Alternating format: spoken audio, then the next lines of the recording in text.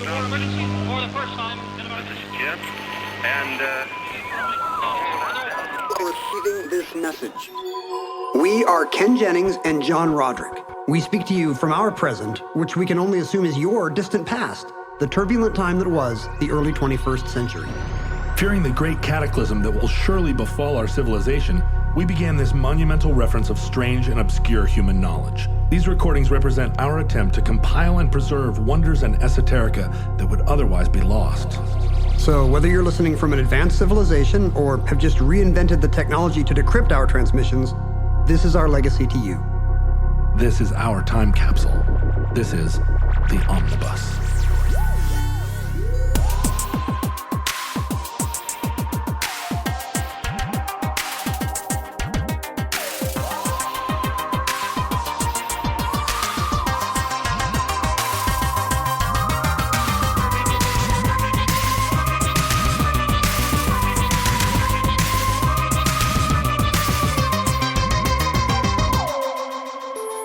You have accessed entry 388.JL0112, certificate number 27612, Dutch elm disease.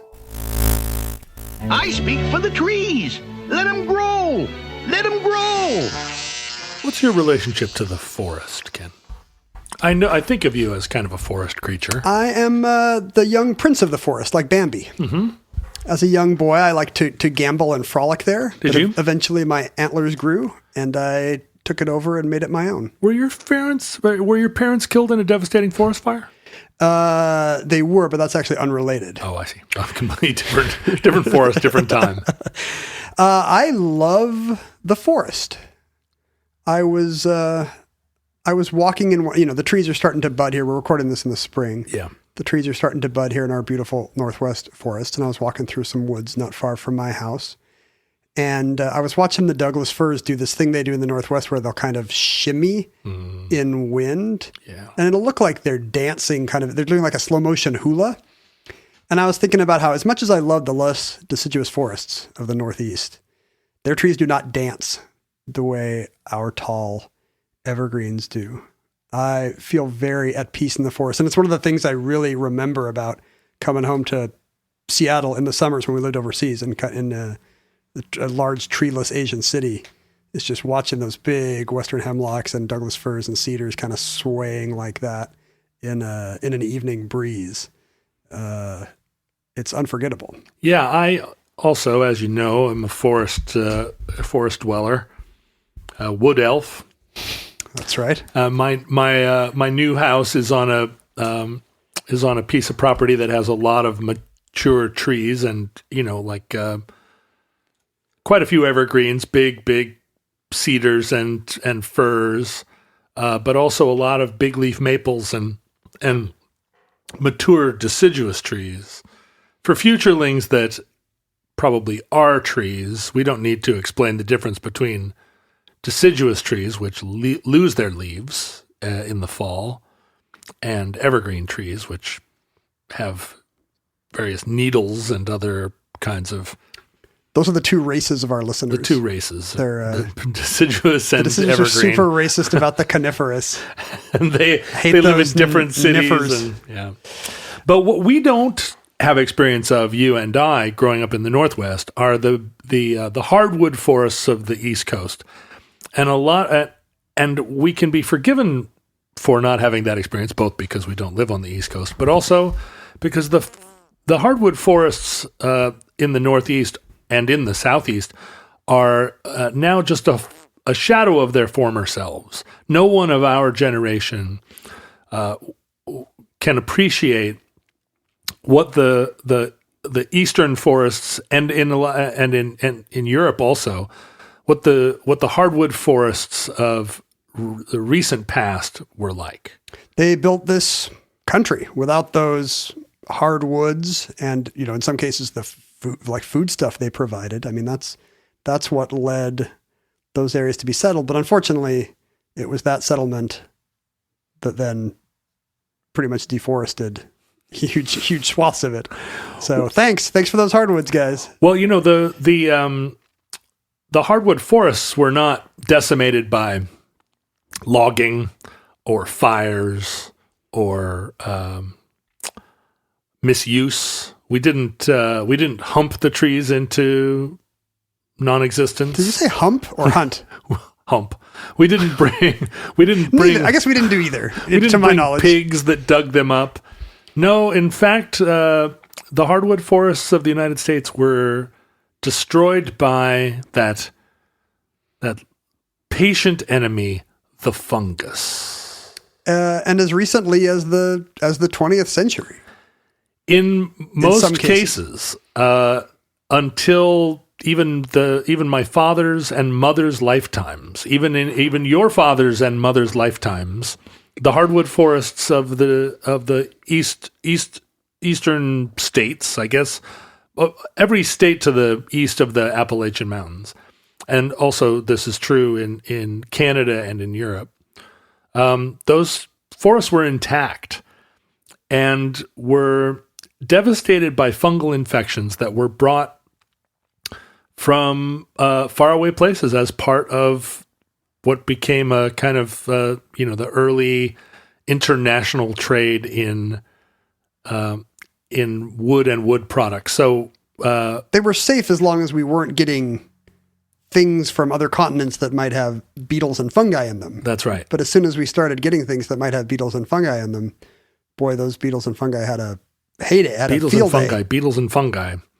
The first tree to suffer was the American chestnut, which once upon a time, not that long ago, comprised over 70% of the trees in American hardwood forests. You could swing from Maine to Michigan on the branches of American chestnut trees and never once touch the ground. That's right. And they produced chestnuts, which were a valuable foodstuff for animals and humans. They produce chestnuts every year, not like oaks that only drop acorns sometimes. Like they're a reliable food you can sock away. And wonderful wood for building, wonderful wood for fuel, wonderful wood for everything that you could use wood for.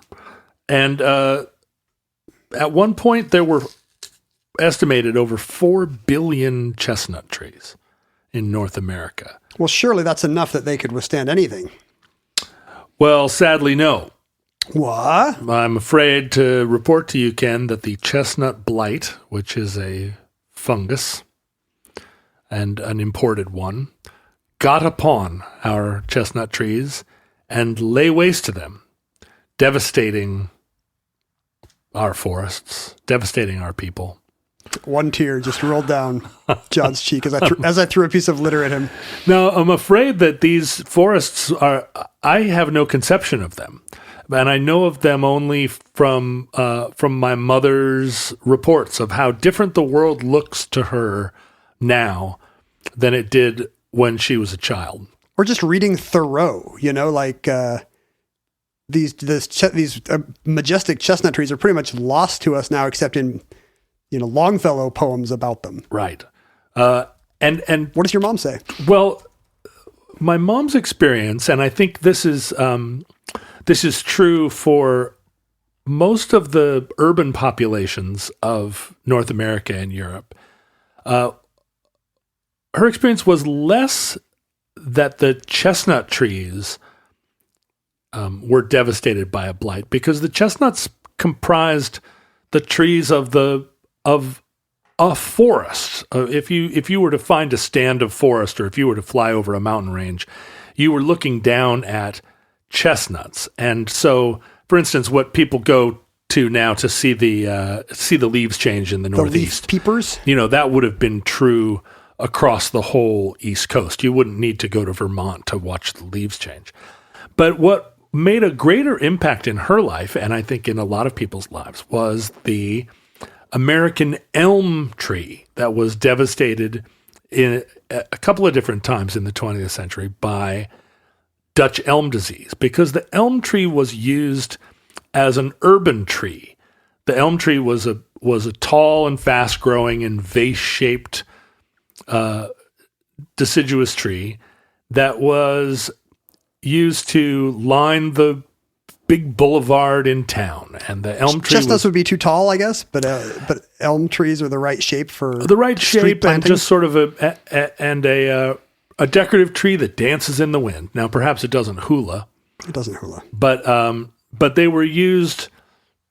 They were used much more prominently, and I think they were probably hardier in an urban environment. So that elm trees were, and also a native tree that populated the forest, but they were the most prominent, large, big leaf shade tree of American cities and of the American East, and also true throughout Europe. There were at the beginning of the 20th century, there were 30,000 elms in Paris. Elms were the main tree in Amsterdam. They were 5,200 American cities have an elm street. Right. And there's a reason why. It was the street that was lined with elms. That's why they called it that. And Freddy Krueger's. Right. It's not just his nightmare. It's our collective nightmare. It's a nightmare on my street. On all streets. To coin a phrase. Elm trees were prominent throughout the United Kingdom.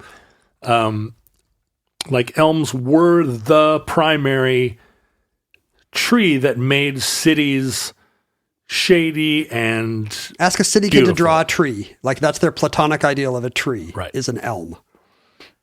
And there's a lot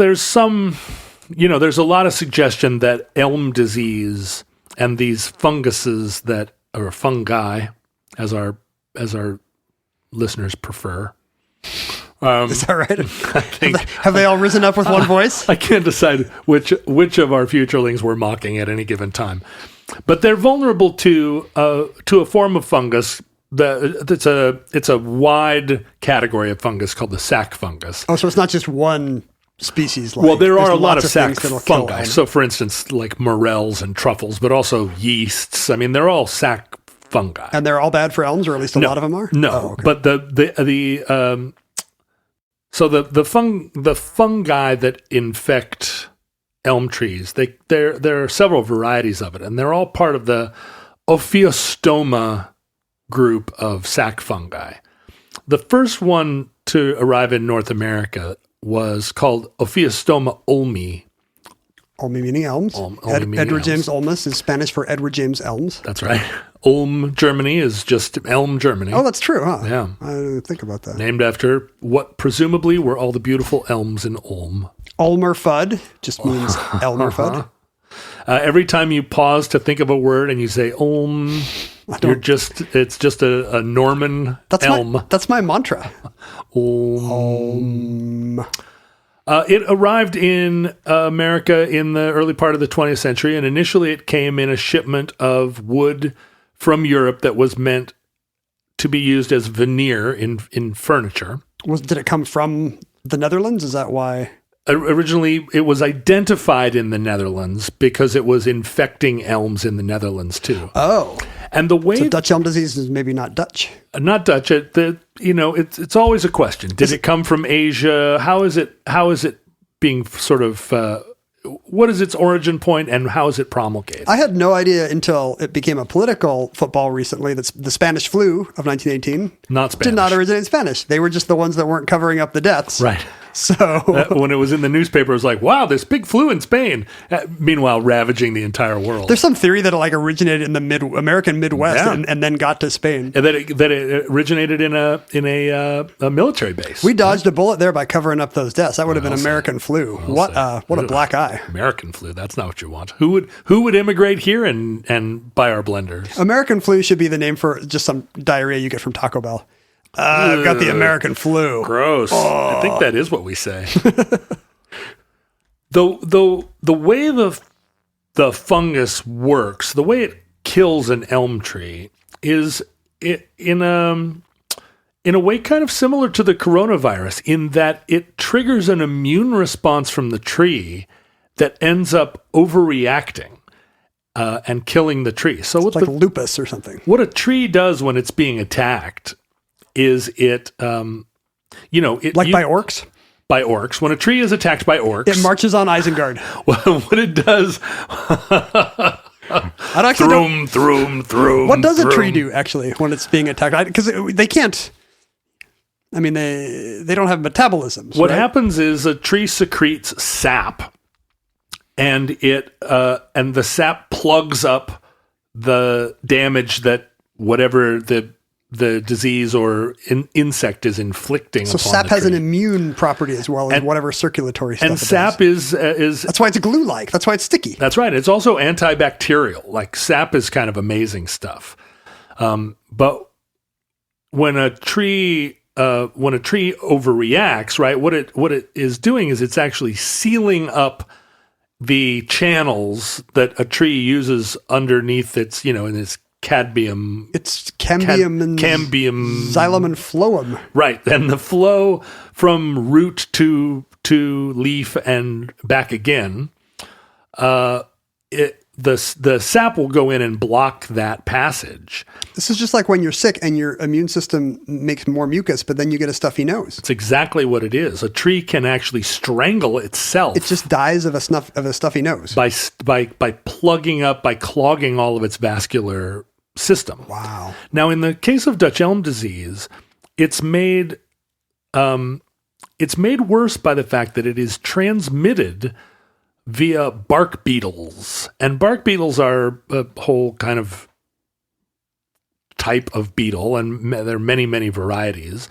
And they live underneath the bark in a tree, and they provide a necessary service, as so many critters do when the world is working perfectly. But somehow they get fungus? What happens is the beetles, normally, a bark beetle will live in a dying tree, and the bark beetle, breeding beneath the surface of the bark is part of the transformation of a dead snag into eventually a fallen snag and then sawdust, right? I mean, beetles are playing a role in the ecosystem, in the cycle of life of a tree. Somebody's got to eat trees. I don't want to do it. Bark beetles will get under the skin of teacher trees and other adult trees that can get irritated by them. And they can live inside of under the bark of healthy trees and can do damage to trees. But in the case of the Dutch elm disease, the bark beetle, when the fungus creates an immune reaction in the tree and the tree secretes sap, the sap can get on a bark beetle and transmit the fungus. So as the beetle it just goes to a different tree. And within the tree. This is a perfect analogy for stuffy nose. Again, I sneeze on somebody, and just a little droplet of my sap is what spreads the fungus, or in this case, coronavirus. So the beetles then end up as and it's really the beetles that bring the Dutch elm disease initially. In that initial shipment of wood, it was beetles that were under the bark that escaped once they got here. Meet the beetles. Here they are. She loves you. But in this case, she loves the delicious sap of the American elm. Do they eat the sap? No, they're just getting it stuck on them because the sap has to be sticky. Yeah, and then the beetles are tunneling under the bark, and they're just spreading the fungus everywhere they go. I know when the first chestnut started to die, people just thought, well, there's billions of these, we're going to be fine. And when the blight started to spread, they thought, well, they tried social distancing, basically. Right. They tried to create fire breaks, and it turns out it doesn't matter because beetles or whatever pollen, whatever is carrying the vector around, it doesn't pass twig to twig. Well, in the United States, there was a recognition of how devastating this Dutch elm disease was. It first sort of was identified and arrived on our shores in the 1920s, but it was people understood how it was transmitted and how devastating it was, and there was a concentrated effort to contain it by sort of sanitary felling of diseased trees, the way that if it would manifest in a large branch of an elm, you could cut that branch off and and burn the wood and contain it. Just like a nursing home. I mean, you don't burn it, but you stop people from visiting it. You do containment. You do social distancing of trees. You could burn it, but I don't recommend it. And in New York City, they managed to contain Dutch elm disease all through the 1930s by this rigorous practice of containment and social distancing. Contact tracing. That's right. Of beetles. And they were successful in containing Dutch elm disease until World War II, at which point the demand for resources and people's attention shifted. They don't have the work force anymore to... Yeah, they just were doing other things, and we had to choose Nazis or bark beetles. And also, I think they'd been so successful, it's easy to think like, well, we'll just leave this alone for a little bit while we fight the enemy, and we'll be back soon. There's definitely an analogy for that in our day, except instead of fighting the enemy, it's just people wanting to go to Macaroni Grill. That's right. Well, I need my haircut, Ken, and my roots are showing. I need my haircut so bad. Yeah, speaking of trees, your roots are showing. But as soon as New York stopped being vigilant about the spread of Dutch elm, it took off across America. Oh, so it was not. It had been contained in New York. There weren't really big other outbreaks. No, there were. I mean, places like Hartford, Connecticut. I mean, it was on the East Coast, and it had devastated the elm populations of several cities. But there was also real hard work being done to contain it. Mm-hmm.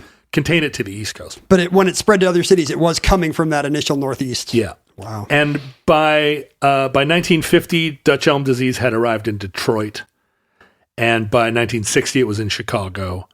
And you could watch it march across the United States. And this was the era that my mom lived in.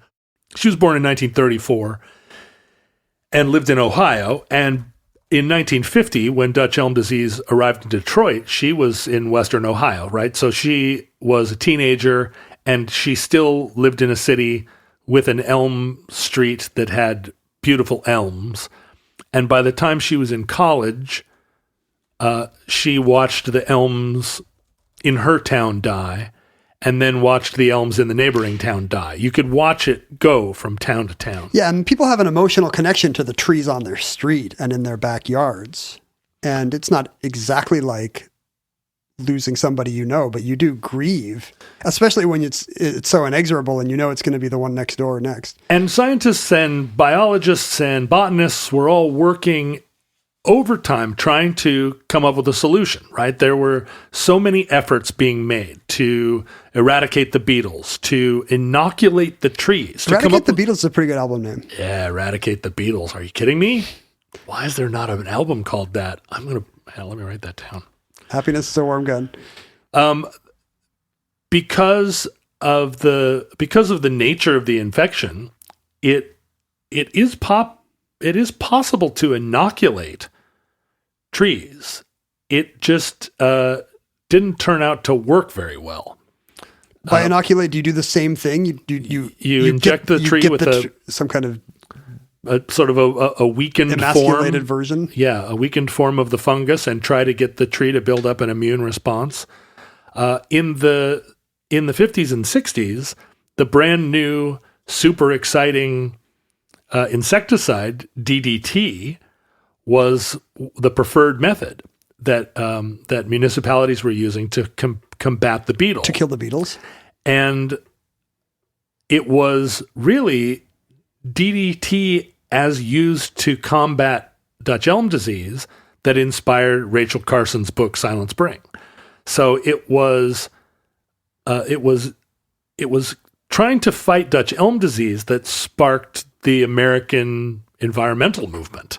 I have some vague idea that DDT was actually, was it working? Was it holding the line against Dutch elm disease? Because I know that DDT has actually started to be used again, I think, in certain limited areas, because even Rachel Carson admits it's probably a really good insecticide. It was a really good insecticide, and a lot of the pushback that's coming now about her book and the anti-DDT thing was the suggestion that a lot of that a lot of the bird deaths and it thinned eggshells, right? thinning of eggshells was actually a result of mercury poisoning and lead poisoning that was in the soil from other industrial processes. It's our guy from the leaded gas episode again. Now he's killing baby birds. Leaded gas is the one bad thing. It all comes back to Everything leaded else is fine. Well, it probably means that everything else is bad. The loss of leaded gas has been the only thing that's gone right in America over the last 50 years. And that's why crime stats are down and the baby birds are happier. This is also, they've done a wonderful job, and they did, starting back then, in controlling Dutch elm disease in isolated locations, in locations that they could, because it's very resource intensive to monitor a stand of elm trees. They've succeeded in doing it in the mall in Washington, D.C. Oh, those are all still elms? American elms, but it's because the mall has a dedicated staff of people whose only job is to keep those elm trees alive. And so they've managed to keep, beautiful elms in Washington, D.C., but it's too resource intensive for most places.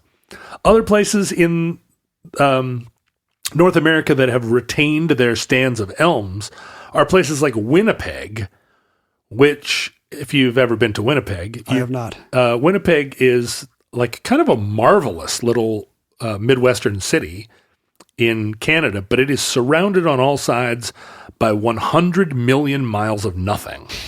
So here's Winnipeg, and it's really like a tropical island, except in totally frozen, except for the weather, freezing Canada.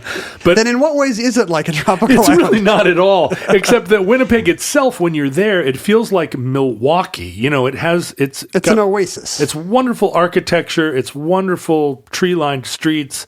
It's a cultural oasis for its region. Have you seen the Guy Madden movie about his childhood in Winnipeg? I recommend My Winnipeg. It's kind of just a phantasmagorical mix of fact and fiction about mid-century Winnipeg. It's a super neat place, but it's surrounded on all sides by the steppes of Canada, right? It's just like endless, treeless nothingness. So Winnipeg still has 200,000 elm trees. Because the beetles can't get there. Well, the beetles can't, they couldn't walk there, right? And they've done a good enough job of keeping like veneer out of there. Well, we can't let the beetles know. I hope they're not listening to this. Shh, don't let the beetles know. ASMR.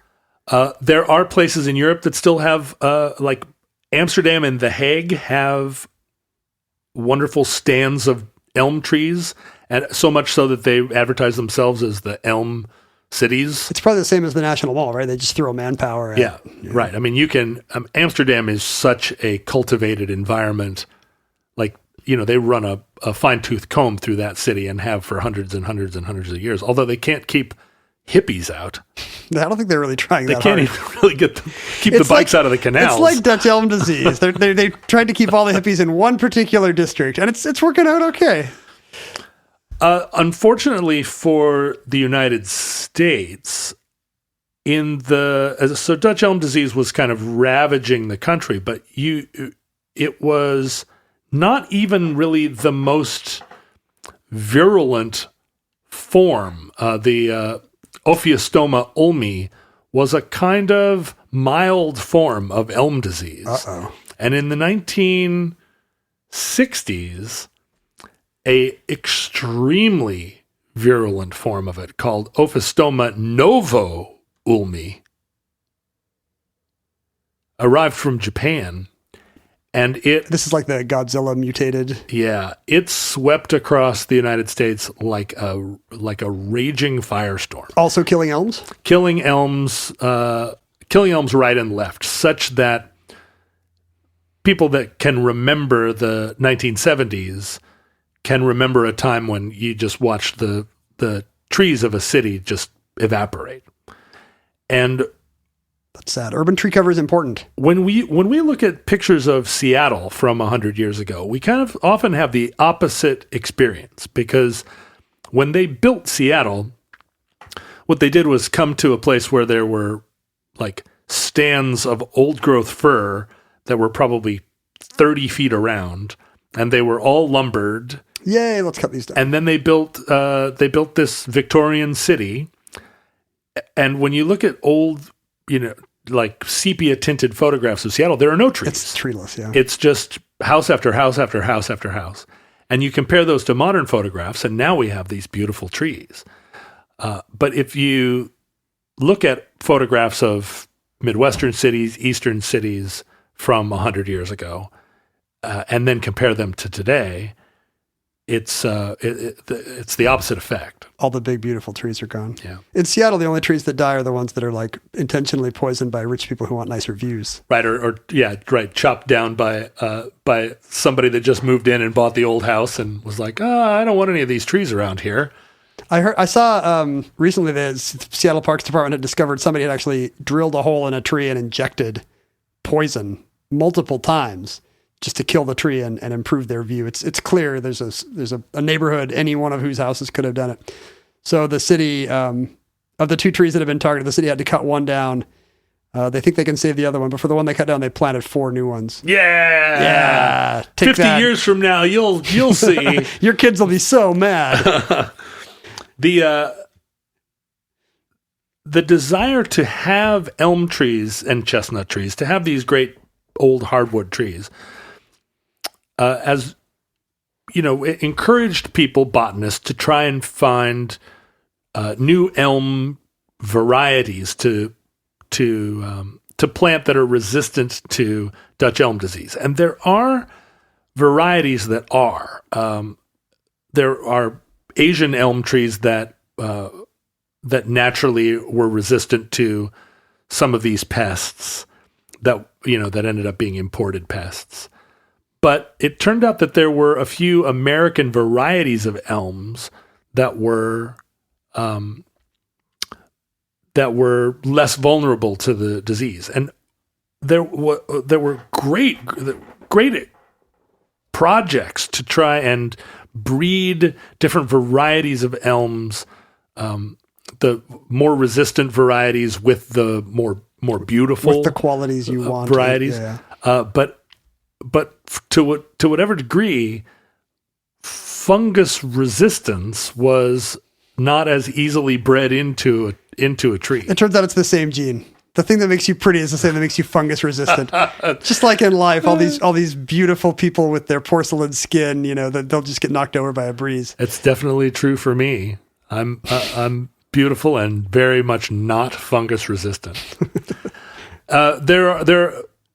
Those have not been successful projects, but there are some varieties like the Princeton variety of American elm, the Valley Forge variety that are now places are being encouraged to plant these resistant elms because elms they continue to be vulnerable to this fungus. It's not like any kind of herd immunity resulted from the disease. And elm trees are... It would be grove immunity, by the way. Grove immunity, right. Elms die and will send up shoots. They'll send up... They'll try to survive, and those new shoots will last for as long as it takes for just to get fungus out of their the beetles and the fungus to get after them. The one... in the United Kingdom, there are elms which have been... basically coppiced into hedgerows. So the elms haven't... Is there a bustle in them? There is. It's the bustle of them continuing to survive Dutch elm disease because they're constantly being shaped into hedges. And so whatever part of them gets diseased, kind of gets chopped off every spring. And things that kill one plant, it will send up shoots, but those shoots get intermixed as part of a hedge. And so the hedgerows have survived. But I don't want a hedgerow. Well, I want a big, beautiful elm tree, John. There are plenty of places where elm disease was kept out. Brighton in England still has a lot of its elms. The Isle of Man is sequestered. Literally an island, unless a beetle comes in on a shipment of something. That's right. But most of the elms are not extinct, but most of them are gone. It's a question of terms of replanting them, you can only really count on the ones that are immune to this fungus to survive, and that's not very many varieties. In the case of the chestnut, these trees, in trying to take over or be replanted as forest trees, they have to compete with other trees, because the way a forest grows, there's the first layer of trees, and that shades the understory, which allows that second generation of second type of trees to come up, and then they provide an environment that makes that third generation of trees possible. Mm-hmm. And so to try and reintroduce a chestnut into that forest ecology and hope that it takes over, or the elm tree. I mean, elm trees being urban trees, you can treat them more individually. You don't worry about the ecosystem so much. I know with the chestnuts, they tried to bring in other species that were, Asian species of chestnuts that were already resistant to whatever their blight was. And you couldn't introduce them to a forest because they didn't grow up the same way. They would just kind of grow out, and then they'd be under the canopy of an existing forest, and they wouldn't make it. They couldn't compete and survive. Right. And that is kind of the challenge. I mean, a chestnut is a fast-growing tree and is a strong tree, but to put it in the forest, I think that they believe that chestnuts can be reintroduced, but they just have to be hardy to this blight. There's a third American hardwood tree, the butternut tree, which is a kind of walnut tree, which also was a tree that filled forests and provided food, and has sort of recently succumbed to beetles and blight, and it's the kind of the third domino. That's ominous. In a game of three dominoes. Well, I mean, it just means that any tree is vulnerable to this. All your hardwoods are going to be gone. Well, all your hardwoods belong to us. Say the beetles. The idea of this being a recent phenomenon as a result of globalization, the global trade of hardwoods, has recently gotten a little bit of pushback, because scientists have found evidence that there have been elm blights before. Kind of like elm trees were the majority tree in Europe in prehistoric times.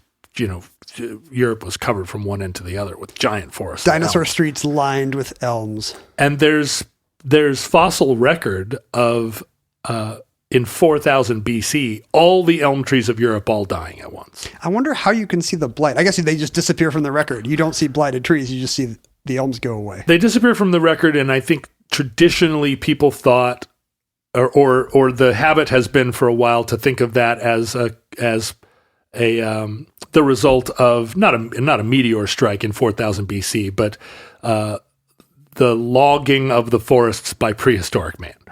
Right, like here comes. Suddenly they invented the saw. That's right. Here come the they got the stirrup, and they've got their leather shoes stuffed with straw, and now they're chopping down all the forest for wood.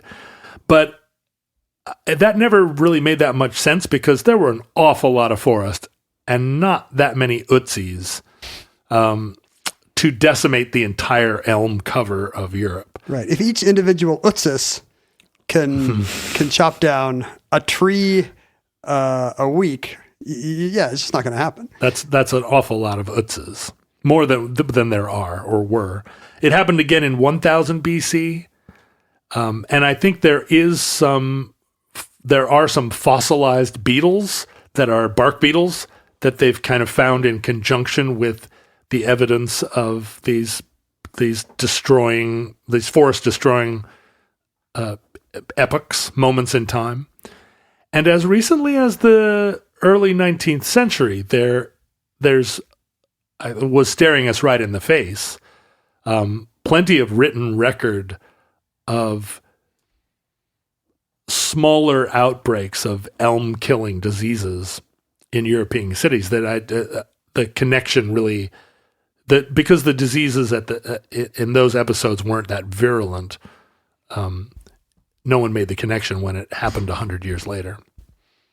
I know with the New York Times did a story not too long ago about how one hope for the American chestnut might be genetic engineering.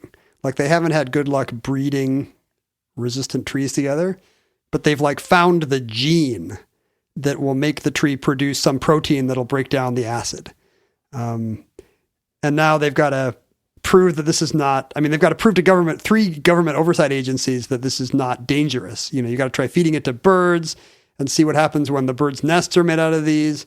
And you got to see what happens when it leaches into the water. And you know, there's a lot of testing you have to do, but then you got to persuade all these no genetically modified, plant granola protester types, right, that it's better to have new tinkered with chestnuts than no chestnuts at all.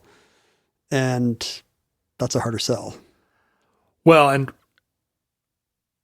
we are creating now, what we're doing is replacing a native species with a replica of it. And in a way, this is something that was inevitable, I guess, for the United States, because there is no forest in Europe that isn't the product of human intervention, right? There's no old growth forest in Western Europe. Everything has been it's a farm, basically, manipulated and farmed and crafted.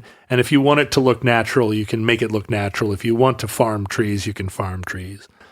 And in the United States, we were lucky enough to have such a lot of space and so many natural resources that for the last 200 years, we could continue to explore, could continue to discover new forests that were more or less, at least if not pristine, then had only been logged once and then left alone. And so we come to think of the forest as a naturally occurring and wild place rather than one that is cared for or built, manipulated, shaped by man. But that's no longer the case here. There's not really any. I mean, there are places on the Olympic Peninsula. There are areas that we have set aside as national parks that are hopefully oases, islands. If not old growth, at least middle-aged. Starting growth. To play with model railroads growth. But the rest of the forest, the hardwood forests of the East, we have to begin to think of them as gardens. And we have to begin to imagine cultivating a facsimile of the hardwood forests of 100 or 200 years ago. In the same way that if we're going to take the fences down in the Great Plains and reintroduce buffalo, and maybe genetically engineer the passenger pigeon, that those things are not they're not any more authentic than if we introduced rhinoceros to the Great Plains. Well, they're a little more authentic. I mean, these aren't hologram trees we're talking about. It's the same species. Right. We've just tweaked one of the genes to make it hardier. And there will be some effects, and what you want to make sure is that they're good and not bad effects for the garden you want, as you're saying. It's almost exactly analogous to the fact that I just contracted with a company in Milwaukee to manufacture for me some pink ceramic bathroom tile that no one makes anymore, but that was one of their main products in 1955. And I'm restoring my 1955 bathroom. You've got your avocado toilet all ready to go. And when you come into my house at some long future date, and you look at my pink bathroom, you're going to think, wow, a perfectly preserved 1955 bathroom. What you don't realize is that I had to personally contact the great-grandson of the guy that made that tile and say, fire up the old tile plant, sonny. I will cop to reprinting 80s and 90s concert tees through online t-shirt presses, just with a facsimile of the old design, finding old graphics and recreating the right color palette. The real trick of that, and this was popular 20 years ago, I had a girlfriend that was in the vintage clothing market, and she said what the unscrupulous would do is go to thrift stores and find plain T-shirts from the 70s. Oh, it's like painting art forgeries on the correct parchment or the correct canvas or whatever. And then you could put a screen print on that looked all weathered and screwed up. And if you were a vintage T-shirt shopper, you would check the label, you'd check the fabric, and you'd go, yeah, this is an authentic Hanes T-shirt from 1975. I'd go further than that. I would say that is authentic now. I mean, I know it's not. You can go back in time and prove that it didn't exist at that New Order show or whatever. Right. It's not actually a Rolling Stones concert team. It's not a Husker Du shirt, but it is. It's good enough, right? Well, that's the question. Well, this is something we have not thought of as far as battling the coronavirus. You know, what if you just got rid of people and replaced them with people that were invulnerable to viruses? A slightly more virus-resistant replica that otherwise acts just like people do. We are 100% making this show for precisely those people. Good job, replica humans. You came through. And that concludes Dutch elm disease. Entry 388.JL0112. Certificate number 27612 in the omnibus. Futurelings, should your replica eyeballs still crave social media, you should know that John and I were active in the internet of our era. You could follow the show at Omnibus Project. Individually, we were at Ken Jennings and on John Roderick. You can probably guess which of us used which handles. Wait a minute. Hold on. Slow down. Why don't we tweet from each other's account for a week? April Fool's Day. Every one of my tweets will be, hey, it's me, Ken Jennings. Follow my friend John Roderick. Hey, it's my new tweet about John Roderick. I'm at John Roderick. I smell, and my butt smells. Bye. That's all I would ever do with that power. Poopy, poopy, poopy. I mean, we would definitely have to give each other the keys back because we'd be in this Mexican standoff. Right. We'd own each other's accounts. Right. I would own your account for sure. Except I'd have a lot more followers to lose than you would. You wouldn't be losing them. You'd just be sharing them with me. That's true. From he who can afford to him who cannot. From each according to his social media ability to each according to his social ability. Not ability. Oh, I see. Yeah, it's not a meritocracy. No. These are followers I inherited from my parents. Yeah, my tweets are darn good tweets. I wonder if this is going to be. We don't have this issue yet because we're still in the first generation of social media stunted people. Oh, when your kid inherits your tweets? Yeah, at some point, could you inherit your dad's follower count? Will it just be like today's trust fund kids who they get 1 million likes for everything they do because they got their parents' followers? Well, so this is interesting. I have a good friend who works for a local billionaire. A late local billionaire? A late local billionaire. And said late local billionaire had an enormous collection of digital media. And upon his death, there was suddenly within his estate a question of what to do with what surely constituted hundreds of millions of dollars worth of digital media. And they realized that digital rights, there was no provision for inheriting the digital rights or bequeathing those digital rights. If you bought a song on iTunes and you die, does your kid own the song? That's certainly by design. And so all of a sudden, but in most cases when you die and nobody can access your iTunes account, like who cares, boo-hoo. But in the case of this late departed Seahawks owning Seattle billionaire, he had, millions and millions and millions of books and films and TV, and he must have just bought stuff compulsively. He doesn't have any more free time than you and I do to watch movies, probably less. He developed an entire system, which was kind of iPad-based but proprietary hardware, where he had these kind of these tablets that you could call up anything. You could call up. He wanted to be the library computer of his beloved Starship Enterprise. That's right. It was just like, I'd like the sheet music to Star Spangled Banner. Boom, there it is. I would like to watch the, the Godfather dubbed into Norwegian. Boom, there it is. Are media rights transferable today? Could you get around this by bequeathing them on your deathbed? Could you give them as gifts to the living? So this is the problem, and my close associate who works for the estate of said late departed billionaire, who rhymes with small gallon, has admonished me, like by the shirt, grabbed me by the front of my shirt and said, "Buy physical media." Yeah, never get rid of a book or a CD or a DVD or anything, because they're the only media that are real. And I'm like, DVDs aren't real. When was the last time you saw a DVD player except at Ken Jennings's house?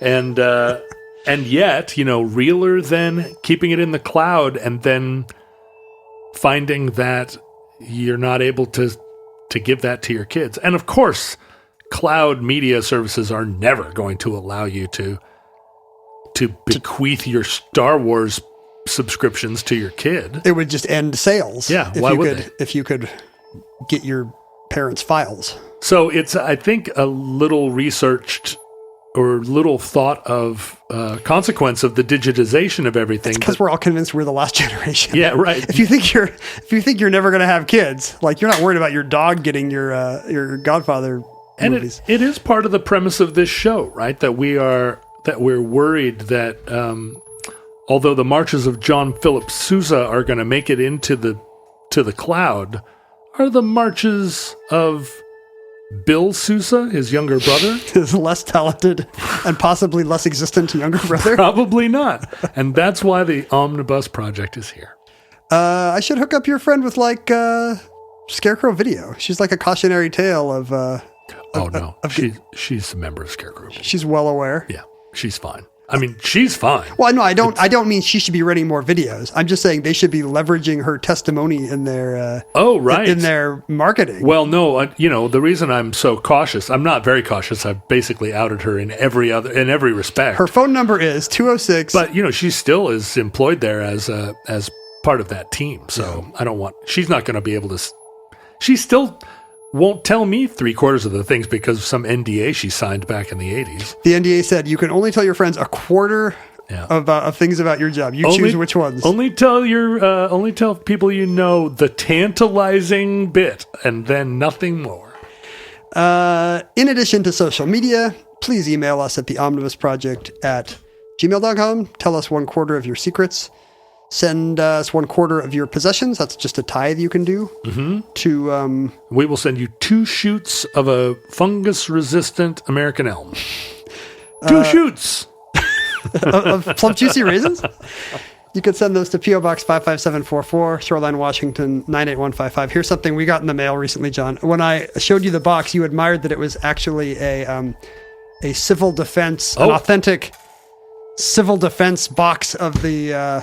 Of the Cold War era. I didn't just admire it. I gasped when I saw it. I've never seen you so happy. It's right there. As when you saw this authentic civil defense defense radiation detection kit box. And do you know what the person sent us in that box? What? A civil defense radiation detection kit. Oh my God! It's a Geiger counter. I think it may be decorative only. No, that's a real Geiger counter, is it not? I just don't think it's functioning anymore, according to Jeremy. Who thinks we should use this to decorate the bunker. But look at that. It's got the civil defense logo. Pass it over. My dad was a civil defense officer in the 50s. Well, he would have had one of those. Did he scan you every night when you came home? He didn't. I wasn't alive in the 50s because I'm not a boomer. What do we got in here? Whoa. You immediately open up to see its guts. Yeah, well, there's no. I wanted to make sure there's no batteries in it, and there aren't. But it smells like an Air Force base in the 1950s inside, which is one of my favorite smells. It smells like the Quonset hut inside my heart. It smells like victory. That's really great. Thank you, Jeremy. Goodness, Jeremy, that is one of the greatest. Now, but this is an example of one thing.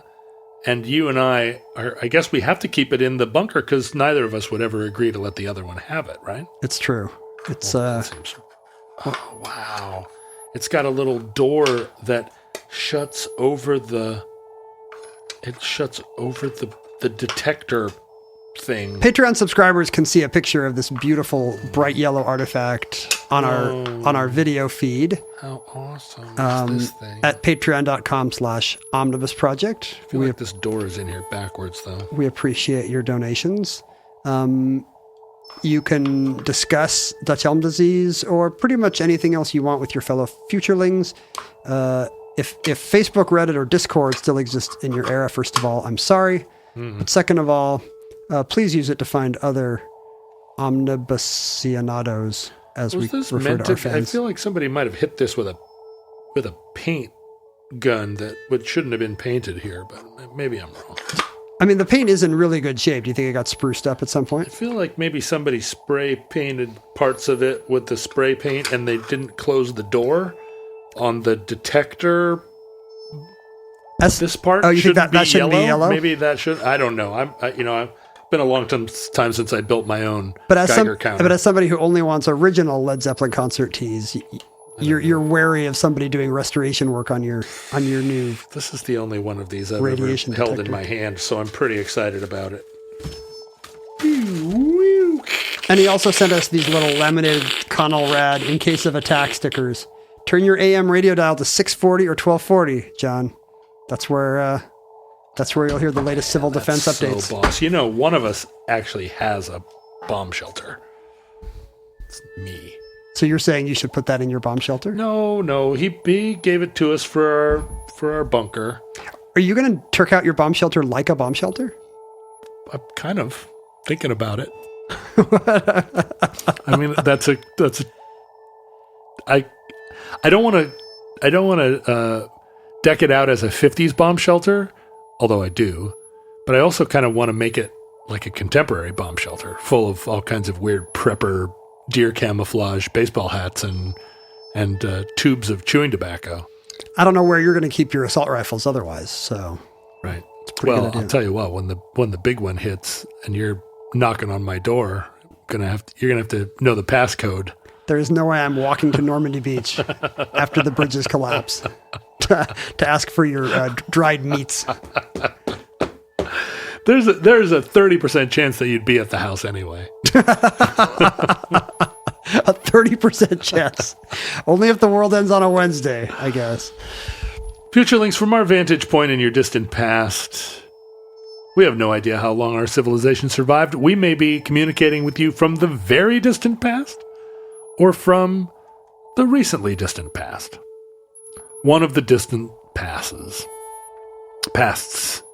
Not passes. Pastices.